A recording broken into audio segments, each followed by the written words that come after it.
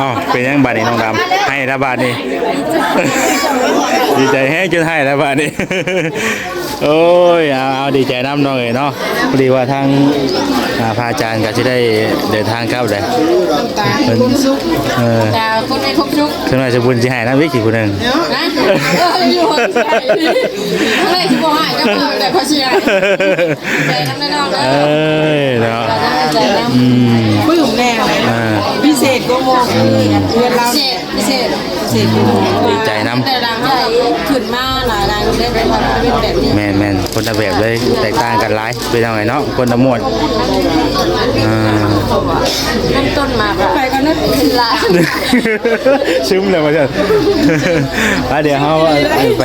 ส่งทางพระอาจารย์ก่อนเดินเอาเด้อโดยมาก็แม่คงชกกับมานำละมาอยู่ใดดิมาเป็นเสียงโตเอาแล้วแต่แบบนี้มีน้ำทำกันสาวบนยังว่ากันอาจารย์เดินหาเวลามากินข้าวสวยสันเบ้นั่นอาจารย์เดินทางครับเลยนะครับครับเลยโอเคครับผมอาจารย์เดินทางครับพี่น้องเนาะมากราบทางพระอาจารย์ก่อนพี่น้องเนาะพี่น้องเนาะทางทีมงานพระอาจารย์ก็ถือว่าเดินทางครับเมื่อทุกคู่ทุกทนพี่น้องเนาะครับขอบคุณหลายๆเด้อครับเดินทางปลอดภัยครับ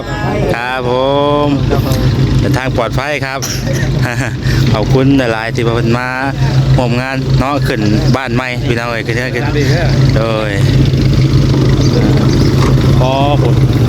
ทั้งอาจารย์เอกเพิ่งกันเดินทางครับพร้อมกันเลยพี่น้องเนาะพี่น้องเนาะตัว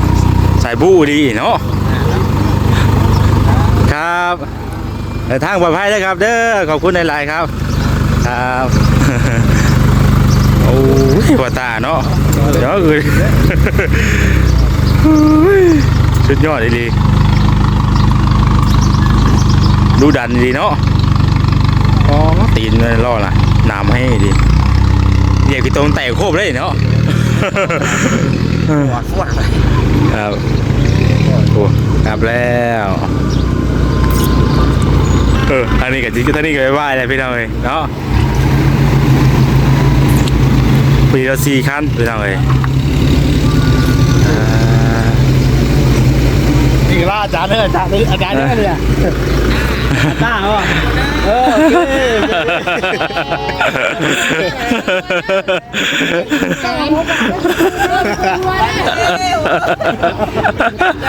เอาอย่างนี้ระบาดเลยครับว่ายังนะ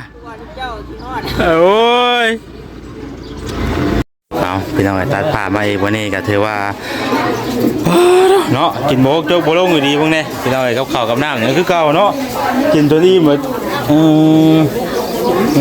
โบกโจ๊กโบลงอยู่ดีอันนี้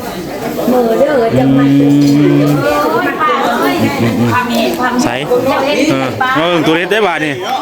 เขาเบิ่งตัวเล็กได้นี่ฮะไปก่อนไปเบิ่งก่อนว่ะ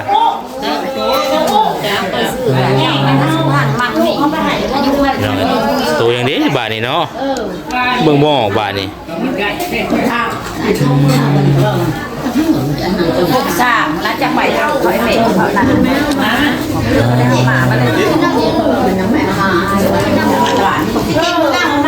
ยังไงเนาะอีบัจุกูทุกคนอยู่บ่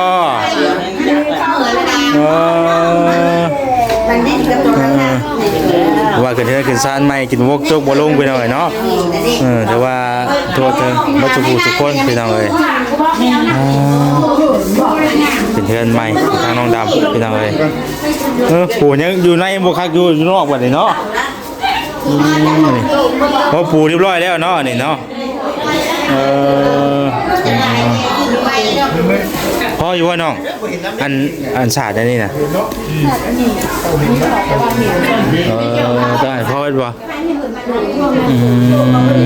เรียบร้อยแล้วเนาะงามแรกครั้งแรกบาทนี่เราเลยโดย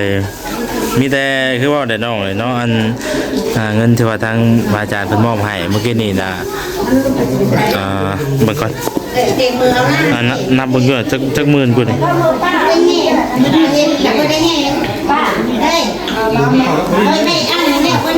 นับเบิ่งอยู่มันจักหมื่นก่อนว่าแต่ยังพอได้นับเบิ่งอยู่มาดิงั้นกันดูดิ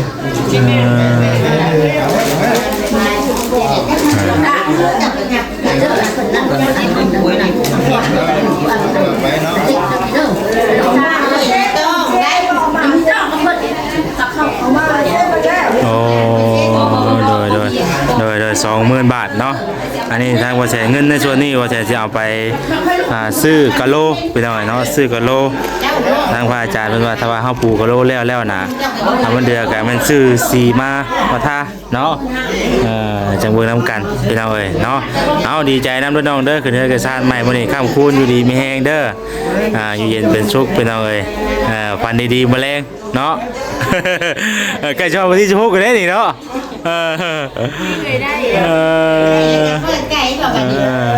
ตื่นเต้นเปิดใหญ่ได้โดยว่าจังได๋แม่มาเปิดใหญ่แล้วเปิดใหญ่โอ้ยเนาะโอ้ยโดยไม่บอกคือเราได้บอกไปแบบนั้นได้ยังเป็นบอกแบกลูกแดงได้ไปตู้ดีใจบ่มื้อนี้ดีใจตื่นเต้นนำเด้อมื้อนี้เนาะพี่น้องเอ้ยเนาะ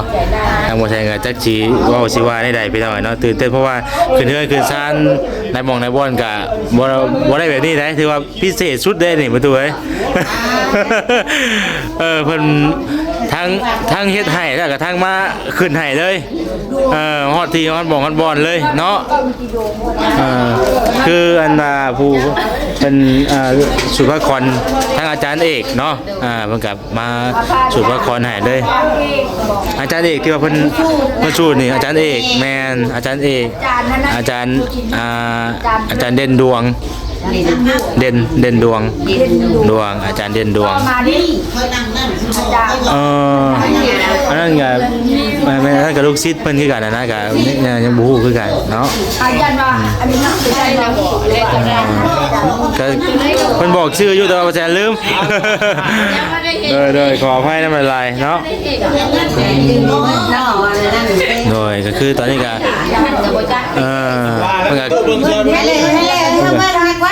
เบิ่งได้โชคได้ลาบเนาะโอ้ว่าบ่ได้เนาะใกล้วันที่16ก็ได้นี่เนาะรางวัลที่1บ่จ๊ะ1ชามอะไรแล้วอยู่หันแล้วบ่เบิ่งเอาเลยไปตู้เด้อเอาก็มุกขอบใจเบิดทุกคนที่มาร่วมงานขึ้นเฮือนขึ้นศาลใหม่ในมื้อนี้เด้อขอให้อยู่ดีมีแฮงเบิดทุกคนเด้อโอ้ยพี่น้องเอ้ยเนาะ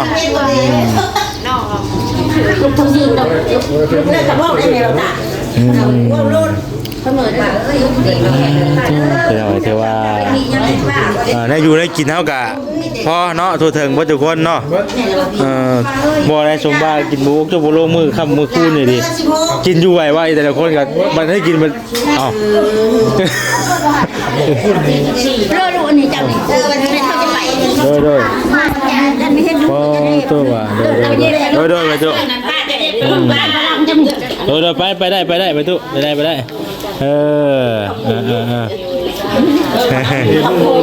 ลยขอบคุณอยู่ดีมีแห้งเนาะกินแล้วมันจะว่าหัวนี่มันอยู่ในบ้านมันย่อสักกันนะมันเข้ามันย่อนี่มีแห้งขอบคุณหมุนขึ้นเนาะคุณหมุนเกินพี่น้องเลยถือว่าแขกคนกับมาทำคู่น้ำลายเนาะ อยู่ในกินแล้วก็ถือว่าทั่วถึงเนาะมึงแน่ กินบุกจุกบุลง อันนี้ก็ยังว่านะว่าบ่ได้ธรรมดา คนเครื่องกันยัง ผู้ใส่ไว้แต่ละคนก็บ่แม่นว่าโบนั่น แต่ว่าเริ่มเมื่อแล้วเนาะ แสดงงานขึ้นบ้านก็พี่น้องเนาะกับประมาณนี้แหละเนาะก็บ่ได้แบบว่าเฮา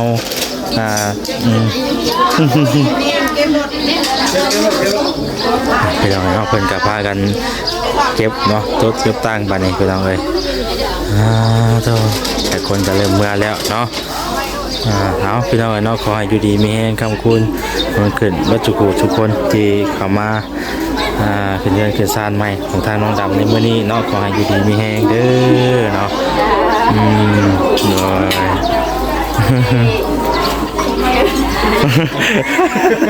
โบ้ไปไหวเนาะ โดนเด้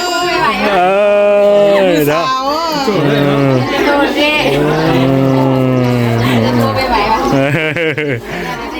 ไม่แต่อยู่ดีมีแห้งเนาะรักๆกันเนาะ ดีใจ โดย